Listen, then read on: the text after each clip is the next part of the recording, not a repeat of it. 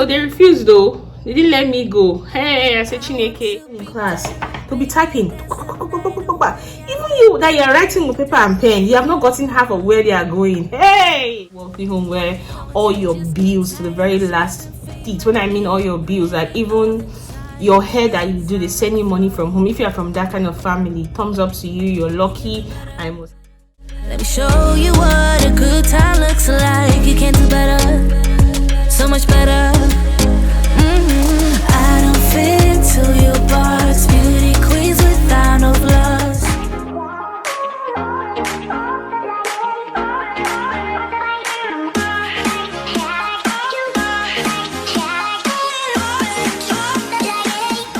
So hey style lovelies, welcome back to my channel. It's your girl Style by EJ, and I do all things fashion, beauty, and of course lifestyle.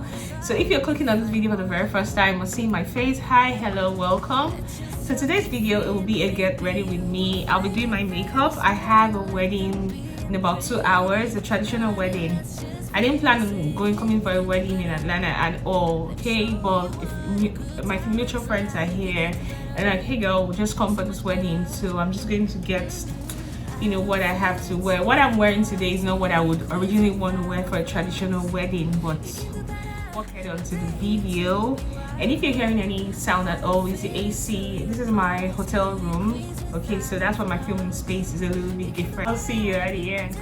All right guys, so while we're doing the makeup, I'll just go ahead and chat with you on stuff. It's a pretty, you know, light video, okay? Nothing too serious. So I'm just gonna tell you my first time, you know, traveling out for like stay abroad, not like visit. I'd visited a couple of times, so it wasn't like the first time that I'm actually visiting the abroad, okay? Yeah. So my first time living abroad was when I went to the UK, okay? I went to the UK, that's where I schooled. I did my master's there, so I was there for a minute, right? Okay, so I mean, I've been going there before, so it wasn't like anything new for me. But you know, once you're visiting the abroad, all right, your vibe is different from when you start living. When you're visiting, you seem a little bit more entitled because you're asking friends, family, you're demanding their time, demanding their resources. You're just feeling, you have misconceptions about a lot of things that are like obtainable in this abroad, all right? So it was fine, it was all rosy, because when you're going now, when I was traveling then, I'm going for business, I'm going there to shop my business, because I used to have like a clothing business in Nigeria in addition to my 9-to-5, okay? So I used to go there, shop. In my head it's just, oh, abroad now is easy, go there, spend money, come back. So when it was now time for school, remember by the time I was going for school, I already had my 2 brothers already in the UK schooling, okay? So I went, okay, if you didn't know, I went to school in Aberdeen, Scotland, Robert Gordon University, Aberdeen, Scotland. That's where I schooled. Okay, so my brother was there. It was fine because, I mean, okay, though he left, I think he left the year before I got in or something along those lines. So, but I already knew the terrain. I had friends already made. I had, you know, I knew what to do. It wasn't like I was going to a new environment completely, because I was literally, when he was living there, I was with him almost all the other time. So people actually thought I lived in the UK, because I used to go to the UK like very often. So let's not digress. So when I started living there, first of all, I knew that money doesn't grow on trees, okay? Money doesn't go on trees. First of all, tuition is on another level, okay? Tuition is on another level. My tuition then, this was 2013, right? Tuition was £9,600, okay? So, and then in my school, tuition was increased literally every year, okay? Tuition was increased every year. This excludes accommodation. This excludes, you know, how much you pay for a room, because I think it was it excluded how much you pay for a room. But first of all, you have to pay your tuition. Anybody going to school, if you can afford to pay your tuition up front, I would recommend that you do that, because it's not funny at all. Especially my school then, when they start bombarding with those emails, some people went into depression. It was hard. But the good thing is that, in the UK you can work while you're schooling. So people used to work like, per hour jobs. You work at McDonald's, Burger King, and all those other places. So thankfully I had my tuition sorted before I went. So when I went there, all I needed to fend for myself for was just accommodation and schooling and feeding and buying my bus tickets and all that. Sorry, I had to go do my brows of the camera. Okay, this is the best I can come up with. Not a makeup artist. I gave a disclaimer earlier. So as I was saying, if you can pay your tuition, okay, please do, or have a payment plan. That's very, very important. If not, it's not an easy route. So I thumbs up to people who actually fund their education. Like really, really thumbs up to you if you fund your education yourself abroad. Like thumbs up, really thumbs up to you. So remember I told you that the time I went to school, right? The time I went to the UK, they were not doing the 2-year post study, but of course you could still work, like I said, per hour jobs and do all of those things. So yeah, so when I got there, the way young people were working, for me, I was already working. I mean, I got when I was like 26, 27, if I'm not mistaken. So I was already a 9-to-5 worker in Nigeria, though I still own my business. So it wasn't, for me, working wasn't a problem. But when I saw young people working, I don't lie, it didn't shock me. Like when some of my colleagues at work, when you ask them, how old are you?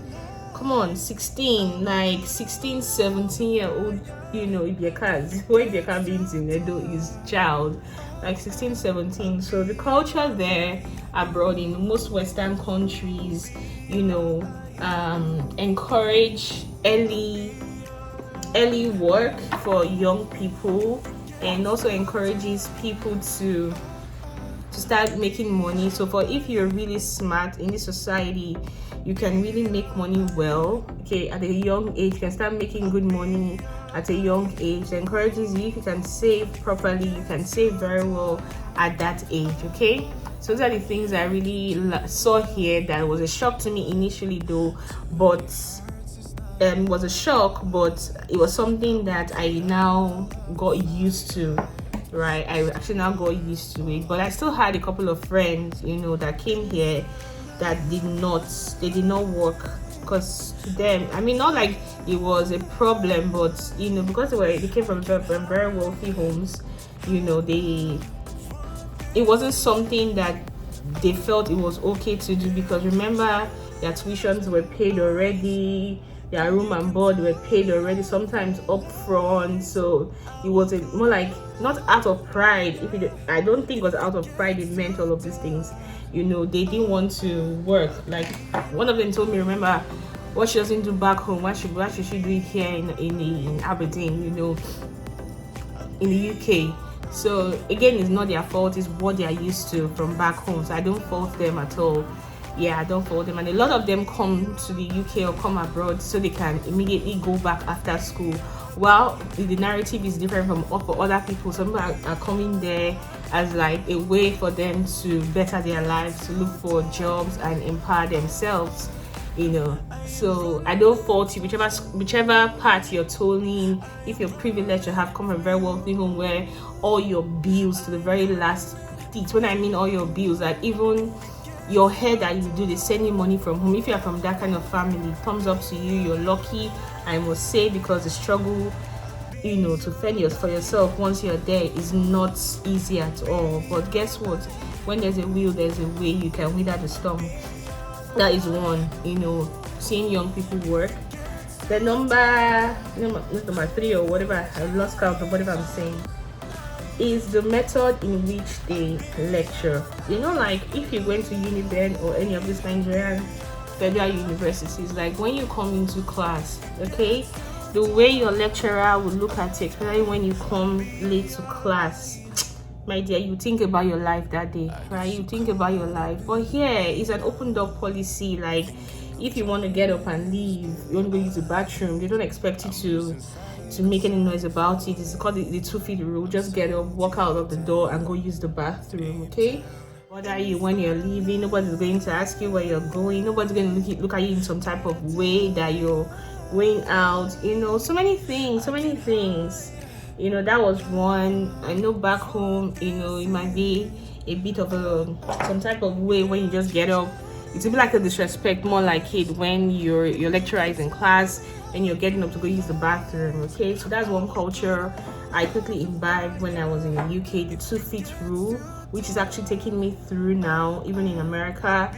You know, if you're in the corporate America, you know, and you're doing 9 to 5, wherever you are, you understand that this is what people do in the meetings. You're not going to start saying, excuse me, that you won't go and use the bathroom like a child. You just get up and go peacefully without making any noise, right? So that is one. Then number 3 or 4, whatever it is, okay, is actually in class, right?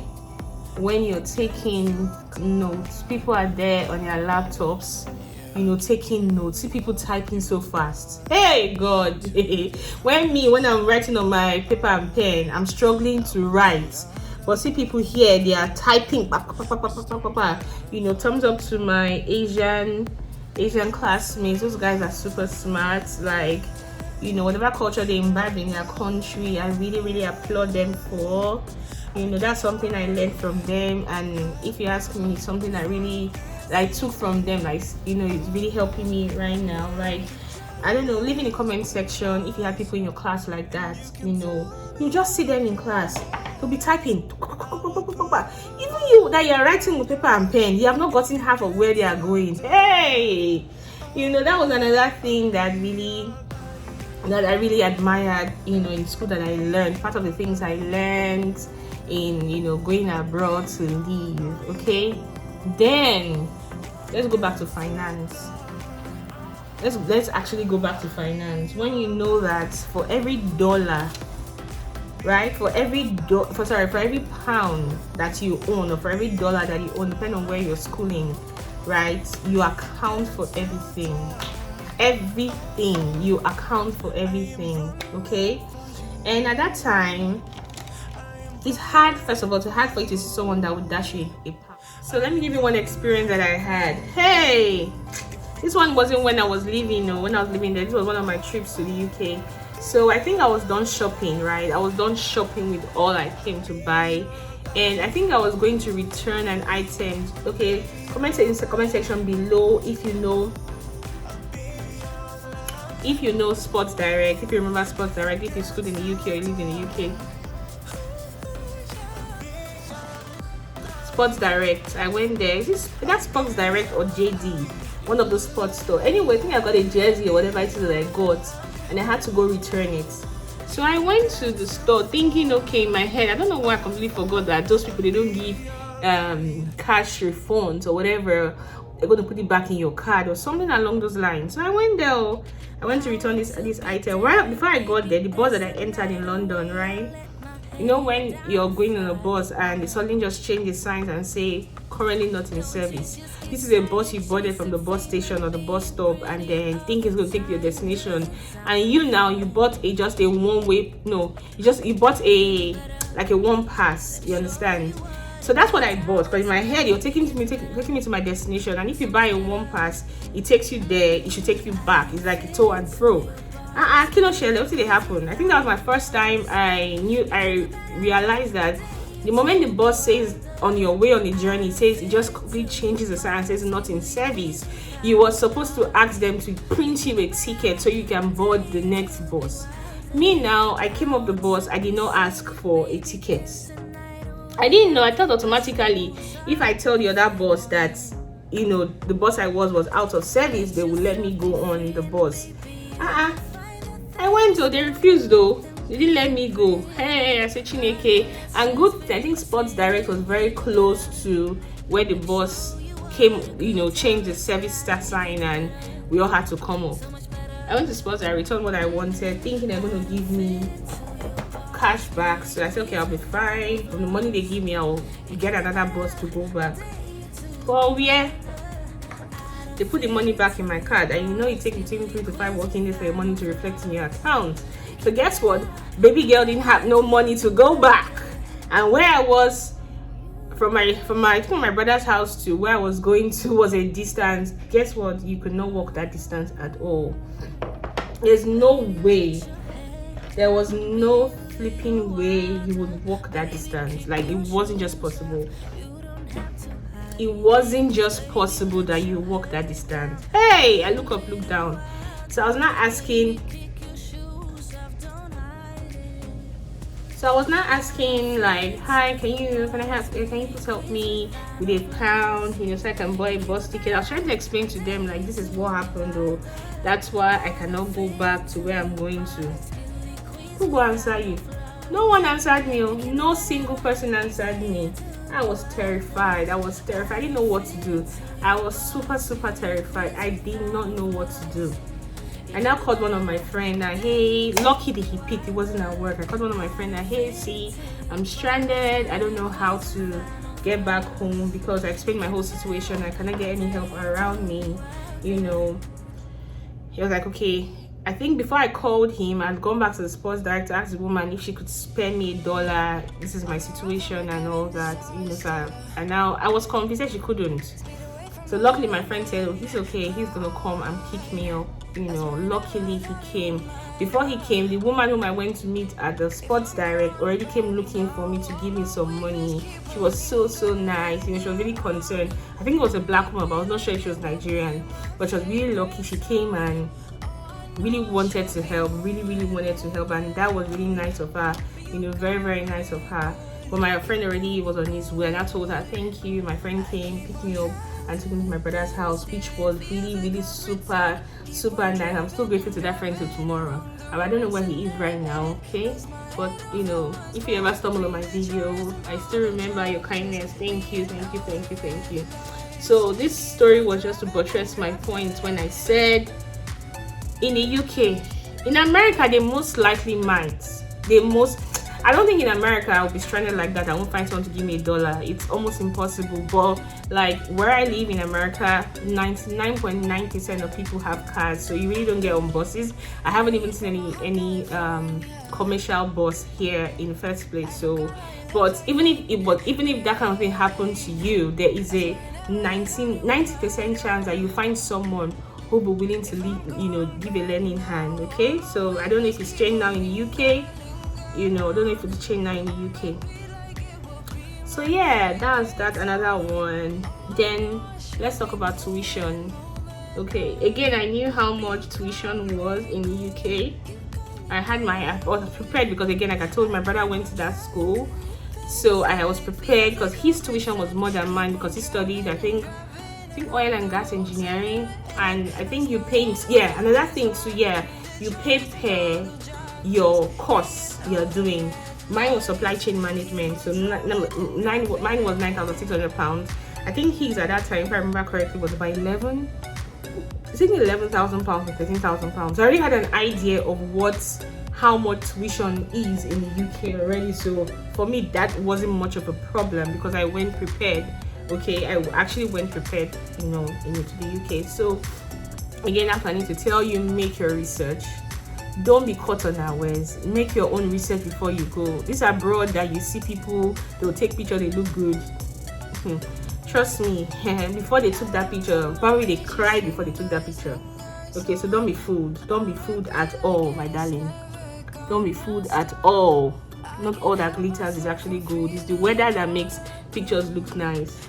Okay, another thing that shocked me, living abroad is the weather.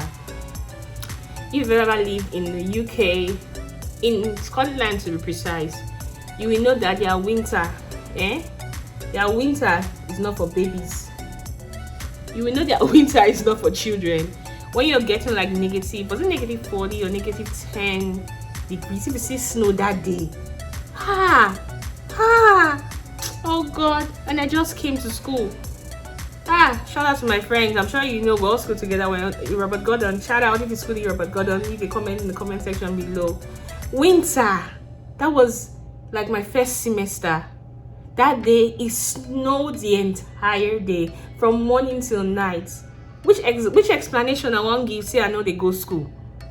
Because because you're there on as an international student, right? So you have to take mark attendance every day, which they collect, and I think they said they send to immigration, because if you miss a certain number of class, immigration will question you, because they need to be sure that since you took a student visa, you're actually in school. So whether comes rain, comes sun, come winter, come summer, you're gonna get your ass out of your bed and go to school. You're gonna go to school, okay? There's no laziness and say, I feel some type of way today, I'm not going to class. You can miss 1 or 2 times, that's understandable. When it becomes a perpetual thing, girl, and when you remember how much you paid for tuition, you will get up. When you remember, you will get up. I sold my car now. I sold my car then, Namara 4. I sold it out of tuition. So I know the struggle I went before I came to school. Then I'll now come and do what now? Say winter will not go. Anyway, that day, it snowed the entire day. The entire day. I was cold. Damn, I was so cold. I was super cold. And I had to run to the store after class because I think the jacket I was wearing, I was not prepared now. My first time, I was not prepared. Had to run to the store, Bonaccord. If you remember Bonaccord, let me know in the comment section below. I ran to Bonaccord J. Norman. J. Norman was a store was a high street store then in the UK, I think, but they closed out before I left the UK. It used to sell a very good store and was a little bit pricey. At this point, I didn't care the cost. My own was that let me even be alive to get to the store to go and buy jackets. So I ran to the store. I got my jackets. I got my gloves. With the hoodie. I covered my whole face. Only my nose that was exposed. My nose was cold because when it gets too cold, you start to bleed. I asked myself, who sent me this matter? Who really sent me? Like, why? There was Unilag.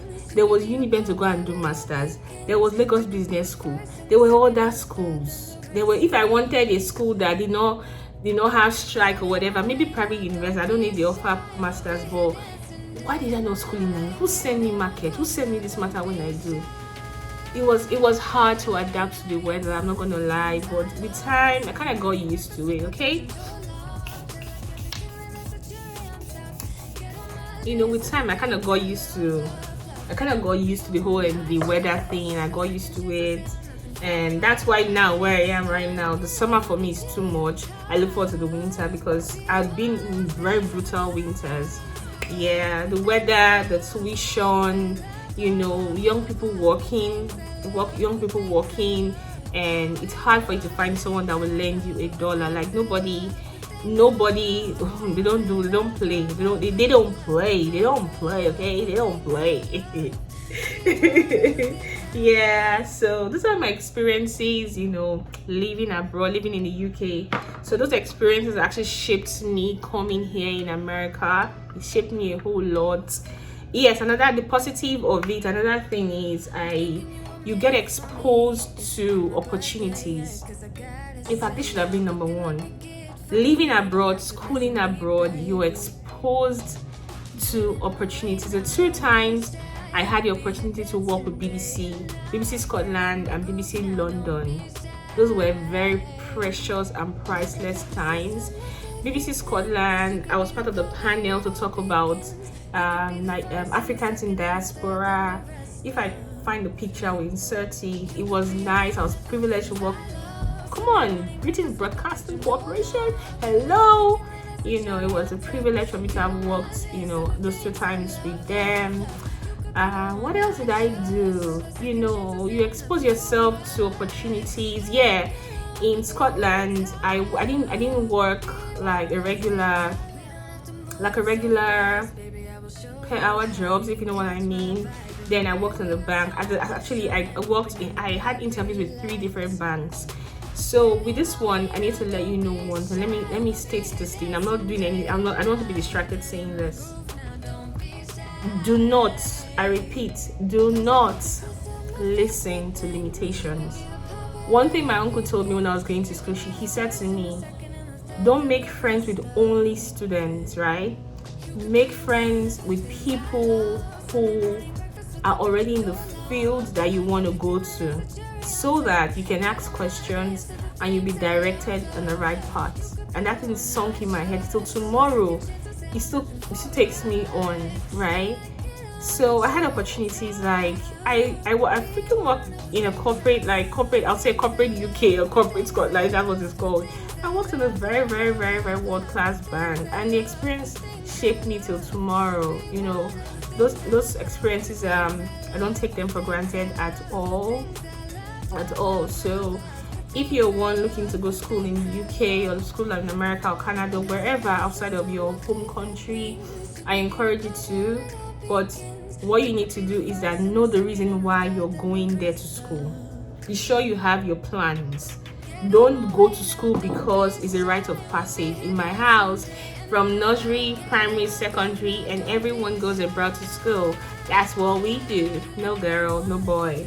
You know, just make sure you know exactly why you are going to school. Have a plan. If you're going to school so you study and come back home, fine. What are your plans when you get back to Nigeria or get back to your home country? If you're going to school to say, okay, when I want to stay back so I can, gain, some experience working, in corporate America or wherever in the UK, in the UK, have a plan. What's your plan? What do you really want to do? Those are good questions you need to ask yourself. Okay. So hey guys, this is my finished look. I didn't bother wearing eyelash. I have one eyelash here, but I'm like, it looks too dramatic for me, and I'm not in the mood for that at all. Yes, so hope you enjoyed my story time, or the story time and get ready with me. Again, to just summarize everything that I said, remember to have a plan whenever you're going to school, regardless of the country. Your tuition is your number one. Have a plan on how to pay, and if there's a post-study work permit available, know that if you're allowed to work on campus, let me say that as well. If you really like this video, let me know, because I schooled in the UK and I also schooled in America as well. So if you want me to do my story time schooling in America as well, what the rules are, if you can work on campus, if you can work outside of campus, leave it in the comment section below and let me know if you want to hear that as well. And any questions you have, please leave it in the comment section. And really do appreciate you watching this video. It's just like a very chilled video, my time and all that good stuff. All right, so we'll move on to the clothing part of the video right now. Okay, let's move on to the clothing part of the video.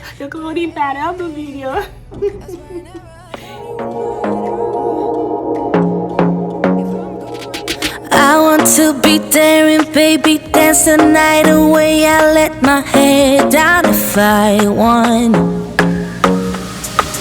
Don't you just get tired chasing fame and being pretty all the time? Doesn't sound like fun.